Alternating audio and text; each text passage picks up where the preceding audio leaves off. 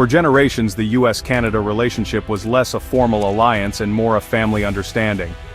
The border wasn't a line of division, it was a seam, stitching two nations into a continental quilt. It was the longest undefended border in the world, a testament to quiet, unspoken trust. Families crossed for hockey games, concerts, or just dinner with cousins. The border was a minor inconvenience, not a barrier. American tourists flocked to Banff and Montreal. Canadian snowbirds filled Florida's beaches. This wasn't just about trade or defense pacts, it was personal. Shared TV shows, sports rivalries, and a North American sense of humor bound the two peoples. The partnership was cemented in war and solidified during the Cold War with NORAD. Disagreements happened, softwood lumber, cultural influence, but they were family squabbles, always resolved. The door was never locked. No one thought it needed to be. This quiet confidence bred complacency. The idea of the bond being dismantled seemed unthinkable. The foundation of continental stability rested on this friendship, so powerful it was taken for granted, but that was its greatest vulnerability. April 12, 2025 began like any other but online. A storm was brewing. President Trump, back in the White House, broke his silence on Canada with a single explosive tweet. He called Canada a freeloader, accused it of robbing American jobs and taking advantage of US generosity. The language was raw, undiplomatic, a digital punch to the Canadian identity. Disbelief and resignation swept both nations. This wasn't just rhetoric, it felt like a declaration. Minutes later, another tweet targeted Canada's dairy industry, calling it a disgrace and a communist plot. The tweets were relentless, attacking defense spending, culture, and Canada's global posture. News cycles on both sides of the border were dominated by the barrage. In the US, Trump's base cheered. In Canada, alarm and outrage grew. The Prime Minister's calm response was drowned out by the digital onslaught. This wasn't a policy dispute. It was an attack on Canada's character. The tweets painted Canada as weak and dependent, humiliating it on the world stage. These weren't offhand remarks, they were official statements, broadcast globally. The world watched as the US president dismantled the most peaceful bilateral relationship in modern history. The digital war had begun. The friendly neighbor was now shouting over the fence, words laced with venom. Canadians woke up to a jarring, unsettling new reality. The trust that once defined the relationship was under siege. The first shots of a new kind of war had been fired. Online, but with real-world consequences. The tweets were just the beginning. Within a week, the Trump administration imposed a 30% tariff on Canadian steel and aluminum, citing national security. Canadians were stunned. How could a trusted ally suddenly be labeled a threat? The handshake was replaced by a clenched fist. The White House rhetoric grew harsher, publicly belittling Canadian leaders and institutions. Diplomacy was abandoned. Hostility became the new normal. Decades of integrated supply chains seized up overnight. Tariffs threw a wrench into cross-border industries, car parts, lumber, agriculture.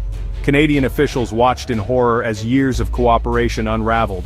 Every hostile statement, every tariff, buried the old partnership deeper. What took generations to build was being dismantled in weeks. The national security excuse cut deepest, recasting a friend as a foe. The foundation of trust was crumbling. The two nations now glared at each other from opposite sides of a new trench. The era of quiet partnership was over. Tariffs and trade wars quickly became personal. In Hamilton, Ontario, steelworkers received layoff notices. Jobs and identities lost overnight. Lumber mills in British Columbia slowed. Prairie farmers watched prices plummet. Small businesses struggled as costs soared and contracts vanished. At kitchen tables across Canada, families faced hard choices and uncertain futures. The border, once seamless, became a source of anxiety and delay. The economic pain was measured in sleepless nights and drained savings. Despair turned to anger, at being targeted, at being called a threat, at being pawns in a political game. The empty factory floors were kindling for a fire of national resentment. If tariffs wounded Canada's economy, the next blow struck its soul. At a rally, President Trump joked about annexing Canada. Maybe we just make them the 51st state. The crowd laughed, but in Canada it landed like a declaration of conquest. The joke was a profound insult, negating Canada's identity and independence. For centuries, Canadians defined themselves as not American. The quip dominated Canadian news, seen as the ultimate expression of American arrogance. It confirmed fears that Canada was viewed as a mere territory, not a nation. The emotional damage was immense. This was no longer about trade but existence. The moment galvanized Canadians, uniting them across political and regional lines. The laughter from Ohio echoed as a national humiliation, but it awakened a steely resolve. The president's mockery sparked a surge of national pride. Canada was no longer just defending its economy, it was fighting for its dignity. The annexation joke was the final straw. The Canadian government responded with targeted retaliatory tariffs. Bourbon, oranges, cheese, even playing cards. The message was clear: Canada would not be bullied. Buy Canadian trended nationwide. Local businesses saw a surge in support. Economic pain was now a badge of shared sacrifice. The political landscape shifted. Canadians demanded stronger leadership. Mark Carney, a respected global figure, entered politics with a message of strength and unapologetic Canadianism. His campaign focused on national dignity and Canada's place as a G7 leader.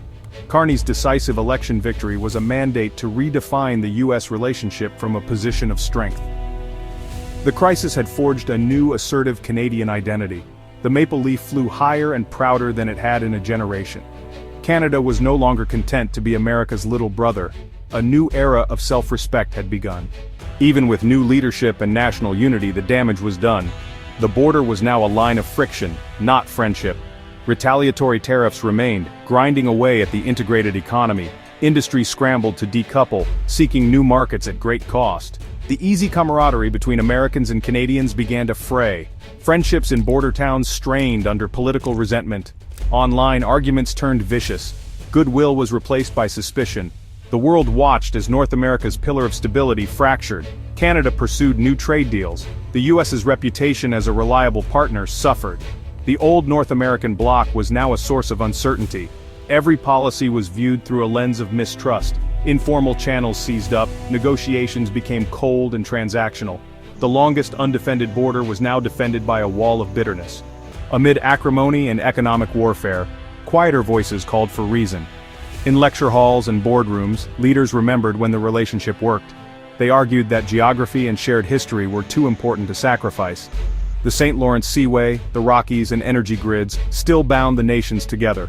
You can't undo geography or erase a shared past. The foundation, though cracked, wasn't shattered.